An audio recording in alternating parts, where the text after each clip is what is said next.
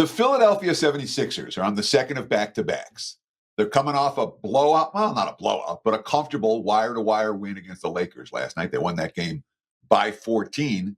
They're big home dogs again tonight. Can Philly hang tough for the second consecutive evening? Let's break it down. Teddy Covers with a big game breakdown from WagerTalk.com. Before I get into my analysis, I do want to let you guys know we're running pretty good in the NBA right now. 67% over the past week plus. You can save $50 on a 30-day NBA pass with code SPORT50 at checkout. Again, SPORT50 at checkout gets you $50 off any 30-day NBA pass. You can use that for me or any of the cappers at WagerTalk.com. 67% NBA run over the past week plus, and plus 188 units in the NBA since 2022. This is a sport that I like. Because talking about liking, if you like this type of analysis, hit that like button. Subscribe for more videos every day. We appreciate all the comments as well. Let me know what you think below. Let's talk about Philly and their opponent tonight, Sacramento. Obviously, no Embiid for Philadelphia. It doesn't look like Paul George is going to play. Didn't matter last night. Tyrese Maxey scored 43, and Kelly Oubre and Eric Gordon and Gershon Yabusele returned to the lineup. He's been a big impact player for Philly. Ricky Council off the bench. Kyle Lowry playing D. Adam Bona with 3 blocks and providing some rim protection without Embiid in the lineup.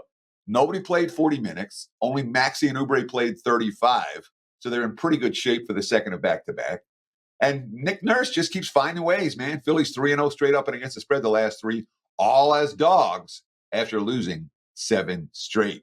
Tyrese Maxey's quote, now we just have the mindset of whoever's out here is out here.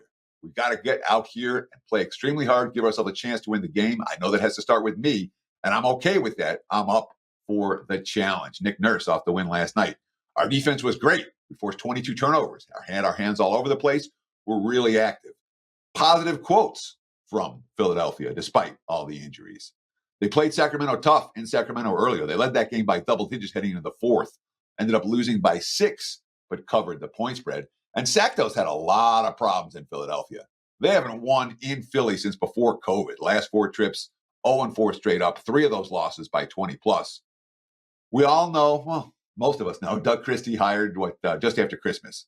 And the Kings lost his first game to the Lakers by 10. Then they won 7 in a row, going 5-2 ATS. Since that 7-game win streak, they've won 4 of their last 6, but they've been overvalued, only covering 2 point spreads during that span. In fact, the covers, well, they beat the Wizards minus 17.5, and they beat the Wizards minus 12. The last 8 wins, other than the Wizards, 6 of them have come by 6 points or less. Sacramento's not winning by margins. Can't say I love this spot for the Kings either. It's already the 4th game of their road trip. They're only 1-2. They still have Oklahoma City and Minnesota on deck. Bigger games than this one. No surprise here if Philly hangs around tonight for a long, long time. WagerTalk live odds screen says I'm getting 9 points with the 76ers, total 229.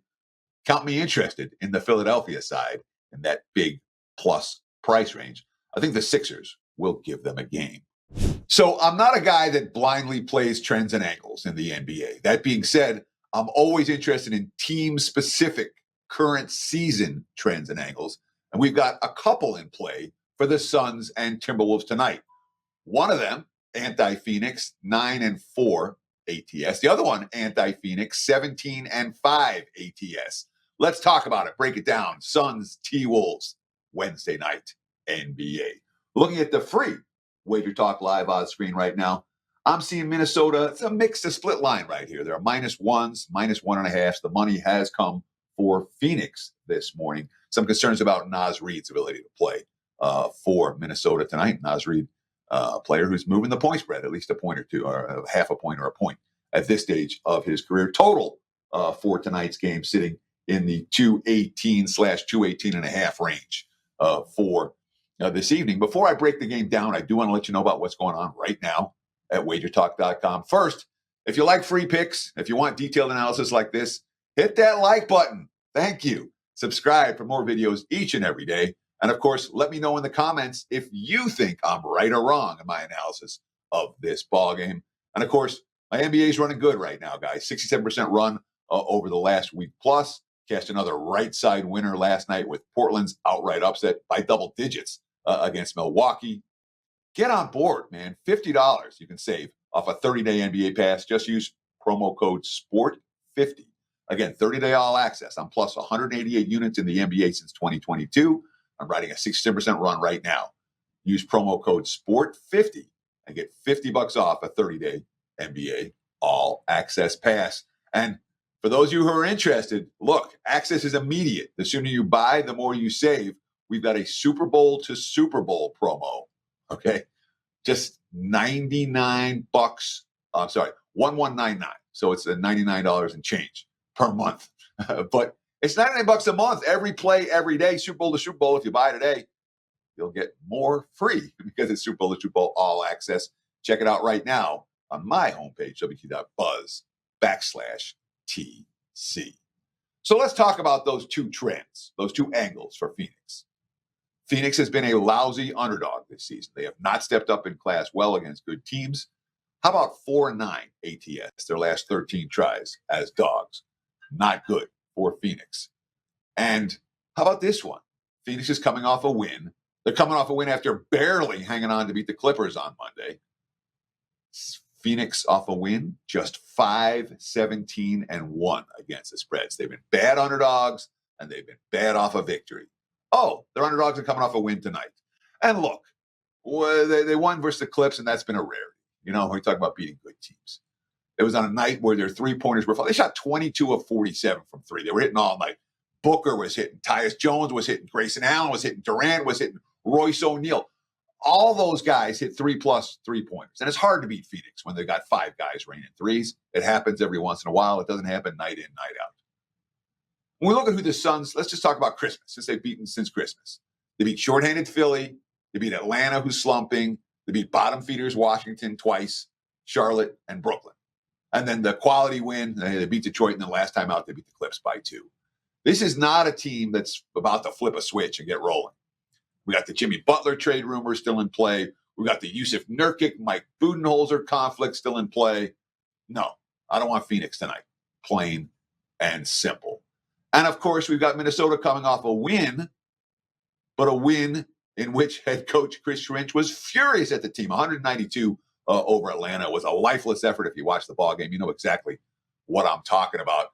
Chris Finch, listen, we made it close. They didn't make it close. That was a totally unacceptable second half of basketball. We're trying to be a team and go we want to go. That's not good enough. You know, there's some guys who struggle to make shots or whatever, you know. But you see it from time to time against shorthanded teams. We came out here and we bullshitted, and it starts with our top guys. Well, that's certainly calling your team out. And he did just that. And another comment yesterday, he said, hey, we talked about it in practice. We're not mad anymore. It's fine. But there's certainly, in my opinion, a sense of urgency for Minnesota tonight. And Anthony Edwards' quote was interesting. Quote, you know, he said, I didn't think it was like we wasn't taking them serious. We just couldn't make nothing. They started making shots. They went on a run. They're an NBA team. There's some truth to that. But given the way the Suns have played defense, I would expect Minnesota to make some shots tonight. They're 5-0 straight up the last 5 meetings between these two teams, 4-1 ATS. I don't trust Suns versus good teams. I don't trust Suns off a win. Minnie's focus should be there. And if it's not, it's telling us something about how long Chris Finch is going to be there. Bottom line, T-Wolves or pass for this better Wednesday night NBA. Again, take advantage of that promo code. Use the SPORT50 at checkout to get $50 off a 30-day NBA pass. Again, SPORT50 at checkout. And appreciate those likes and follows and comments. Best of luck with all your bets on Wednesday night. Cheers.